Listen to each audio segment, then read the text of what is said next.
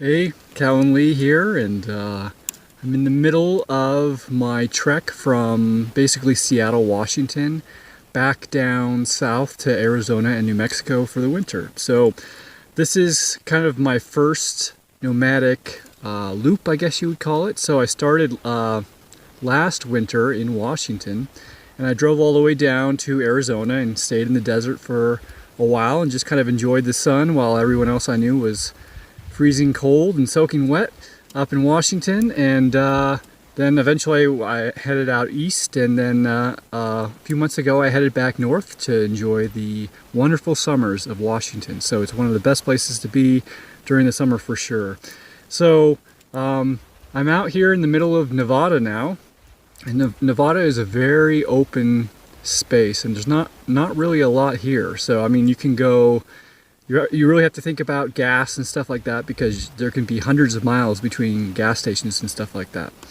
A nice thing about Nevada is that there's a lot of BLM land, which is it's owned by the United States federal government.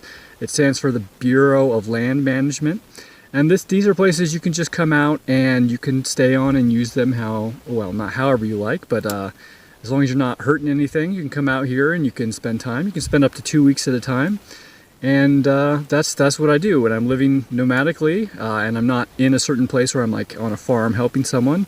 I will just stop in a place like this and stay for a little while. So one interesting thing to think about is, I mean, I'll show you in a second. I'll give you kind of a view of what's around me, but there's a lot of space out here, and you know, it's never been used for anything.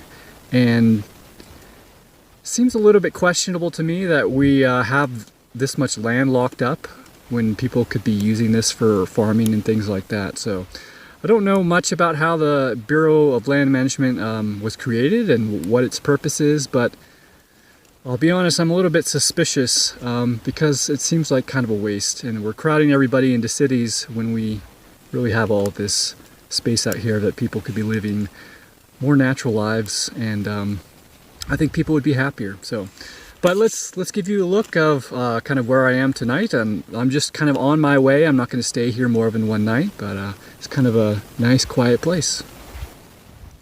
So that's the road that I came in on. Basically, there's a highway about 2 miles that way, and just drove in here, and you can see my truck down there.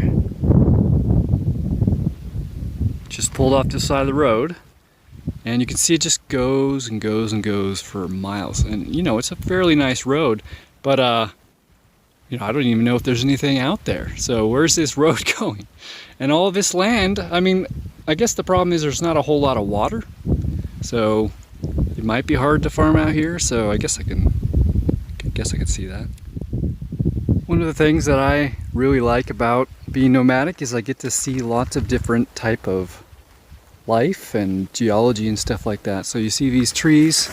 Now these are, I don't even know what these are. So these are the type of things that I get to see and learn about as I travel. And I spent most of my life up in Washington, where, you know, there's a lot of diversity, but there's also a lot of stuff that doesn't show up there. And here's just an example of an interesting little geological situation here with different types of, I don't know, lichens or molds or something like that. So that's just a quick little update on my journey back down south. Today I think I was driving for about 8 hours, I think, and tomorrow I'll probably drive another 8. And that'll put me back at Lake Havasu in Arizona, which is one of the first places I stopped and stayed for a couple of weeks, and it's kind of a special place for me. So I'm really looking forward to getting there. And on the trip tomorrow, old Sylvie, my 4Runner back there, she's gonna hit her 300,000th mile. So 300,000 miles on this truck.